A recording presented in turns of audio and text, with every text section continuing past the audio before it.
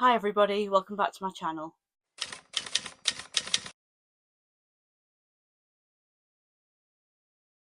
So in today's video, what I'm going to be doing is discussing all things Kindle with you. So I do have a Kindle Basic that I've had for a while now, and I recently got a Kindle Paperwhite for Christmas. So I thought what better time to do this video than now, and then I can show you the two different sizes and compare the two. So that's what I'm going to be doing today. Let's get into it. I'm going to start off with the Kindle Basic. This is my 2022 Kindle Basic, and as you can see, it's quite small, quite nice to fit in the one hand. It's easy to put in a bag and take it with you, and this one has been very well loved. It's come on many adventures with me, and I find this one really easy to hold. It fits in my hand quite nicely. It's small enough to just chuck in a handbag and go and take it with you, which is always useful. And I have really enjoyed using this device. So that's the size of that one. And then I'm going to show you my Paperwhite, which is this one, which as you can see is a little bit bigger. It's not as easy to fit in your hand, but you do have a bigger screen to read on, and the screen is flush with the bezels as well, whereas it's not on the Basic. So I'm just going to hold them up side by side for a little comparison. So this is the size difference. So this one's the Basic, this one's the Paperwhite. The Paperwhite also does have some upgraded features. So this one's waterproof, whereas the Basic isn't. So if you want to read by a pool or in the bath or anywhere near water, that could change your mind on which one to get. The Paperwhite also has a warm light, whereas the Basic doesn't. It just has your cool light in your night mode, which turns off the backlight and then your writing's white, if that makes sense. So your Paperwhite does have these features too, but like I say, it also has a warm light, so you can make the screen warmer or cooler depending on your personal preference. The Kindle Paperwhite also has automatic lighting on as well, like a phone screen would have, so depending on how light the room is you're in or whether you're outside, it changes brightness depending on where you are, whereas you have to do it manually on the Basic. Not that it's a massive issue, but some people just like it to be done automatically for them. So that's another feature the Paperwhite has. With the Paperwhite being that bit bigger as well, you do tend to get more words on a page, so you're not clicking as much, which could be useful in some situations too. I love both my Kindles. I'm using the Paperwhite a lot more than the Basic at the moment, just because I'm preferring that device. Some people prefer the Basic, some people prefer the Paperwhite. It just depends on your own personal preference. The Basic I think is easier to hold, but that's why I bought these little straps that go on the back. I'm just going to show you how they work. So yeah, put your hand in there and it just holds your Kindle to your hand so you don't drop it basically.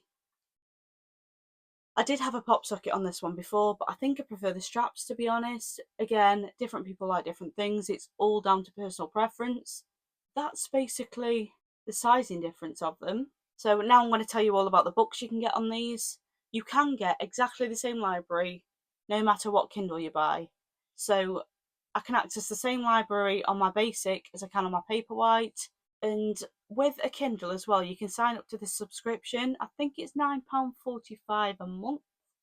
Don't quote me on that. It might be slightly different. It's £9 something a month.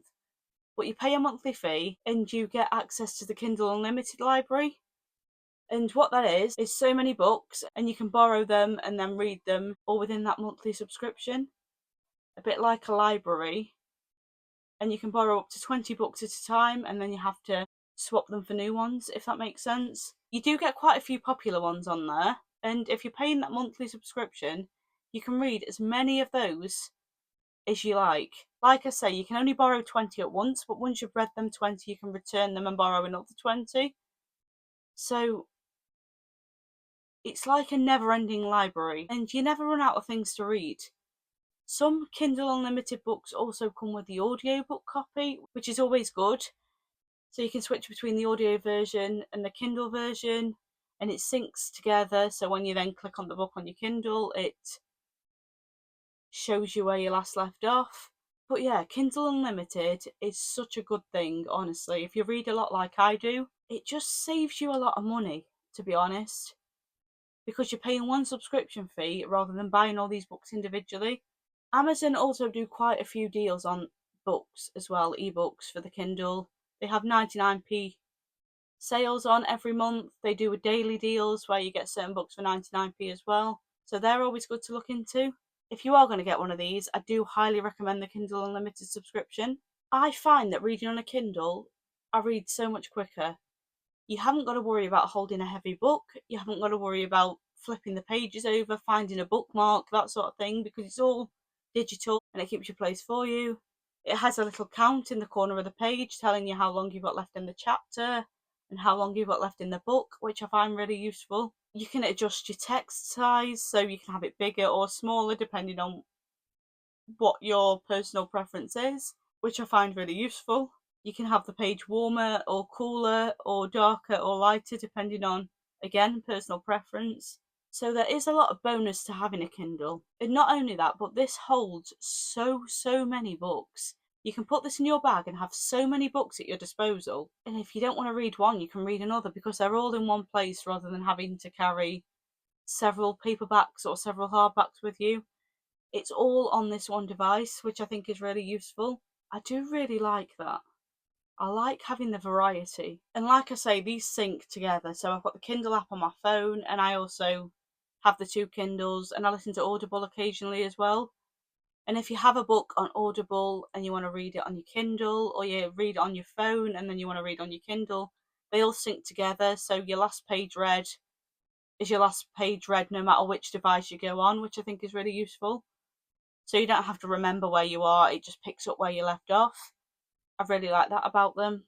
I see a lot of people saying they don't know if they'd use one of these, but I was exactly the same. When I bought this Kindle Basic 2 years ago now, I bought the basic version because it was the cheaper one and I didn't know if I was going to use it or not.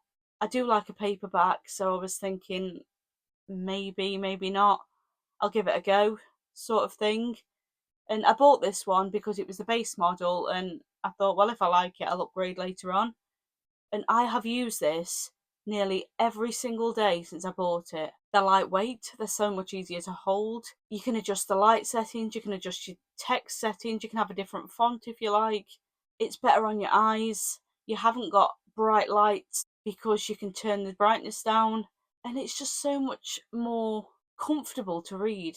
I don't know about you guys, but if I hold a heavy paperback for too long, my hand starts hurting after a while, but with these, you don't have that problem at all.